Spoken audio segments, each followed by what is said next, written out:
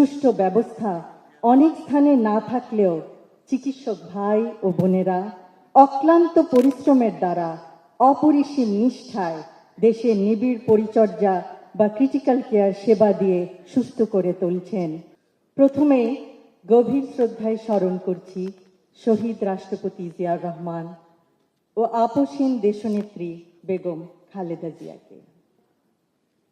আজ আমরা যখন দেশের চিকিৎসা ব্যবস্থার কয়েকজন মহিরুহের সাথে আলোচনা করছি, তখনই হয়তো সারা দেশে প্রত্যন্ত অঞ্চলে অনেক মানুষ ক্রিটিক্যাল কেয়ার ফেসিলিটি বা নিবিড় পরিচর্যা কেন্দ্র না থাকার জন্য বিনা চিকিৎসায় কাতরাচ্ছেন, মৃত্যুবরণ করছেন।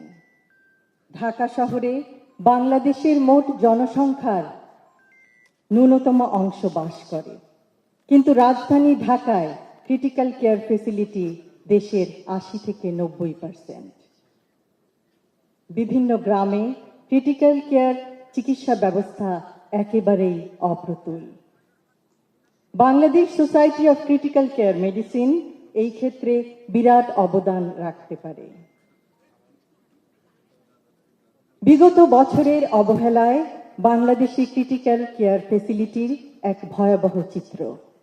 প্রতি ১ লক্ষ দেশবাসীর জন্য ক্রিটিক্যাল কেয়ার বেডের সংখ্যা ১.৭। সাধারণ হাসপাতাল বেডের সংখ্যা ১ লক্ষ দেশবাসীর জন্য মাত্র ৯টি।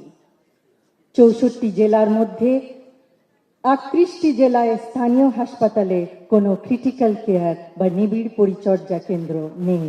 প্রতি সপ্তাহে সর্বোচ্চবার বিকাশ পেমেন্টে 50 জন হবেন পেমেন্ট চ্যাম্পিয়ন। জিতে নিন টিভি সহ আকর্ষণীয় সব প্রাইজ।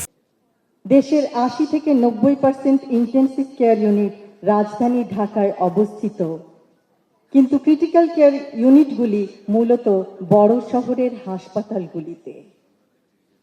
আমাদের ৬৮ থেকে ৭০% দেশবাসী বাস করে গ্রামাঞ্চলে। তাহলে তারা কিভাবে ক্রিটিক্যাল কেয়ারের মতো সেবা পাবে? কেউ অসুস্থ হলে তার জন্য কিভাবে সর্বোচ্চ চিকিৎসা সেবা প্রদান করা যাবে? নবজাতক শিশু, অন্তঃসত্ত্বা মা, নিউমোনিয়া বা স্ট্রোকে আক্রান্ত বয়োবৃদ্ধ অথবা সড়ক দুর্ঘটনায় আহত তরুণ সকলেই ক্রিটিক্যাল কেয়ারের অভাবে শীঘ্রই মৃত্যুর কোলে ঢলে পড়ছে। কিন্তু নিঃসন্দেহে পরিস্থিতির পরিবর্তন সম্ভব। আমরা সংকল্প গ্রহণ করলে আর কোনো দেশবাসী তার গুরুতর শারীরিক অবস্থার সময় বিনা চিকিৎসায় মৃত্যুবরণ করবে না। সকলে একসাথে কাজ করার মাধ্যমে, সুষ্ঠু পরিকল্পনা বাস্তবায়নের মাধ্যমে ক্রিটিক্যাল কেয়ার ইউনিটের সংখ্যা বাড়ানো সম্ভব।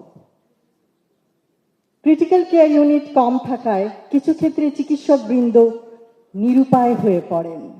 উপরন্তু দেশে স্পেশালিস্ট ইন্টেন্সিভিস্টদের সংখ্যা কম। অ্যানেস্থেটিস্ট, কার্ডিওলজিস্ট, নিউরোলজিস্ট অনেক ক্ষেত্রে ক্রিটিক্যাল কেয়ারের দায়িত্বে থাকেন। এক্ষেত্রে আরও বিশেষজ্ঞ প্রয়োজন, আরও ট্রেনিং প্রাপ্ত নার্স প্রয়োজন, আরও বিশেষায়িত ইকুইপমেন্ট প্রয়োজন, আরও ক্রিটিক্যাল কেয়ারের ইউনিট প্রয়োজন, আরও ওয়েল ইকুইপড অ্যাম্বুলেন্স প্রয়োজন, যেন গুরুতর অসুস্থ আহত রোগীকে প্রত্যন্ত অঞ্চল থেকে ক্রিটিক্যাল কেয়ার সম্বলিত হাসপাতালে দ্রুত আনা যায়।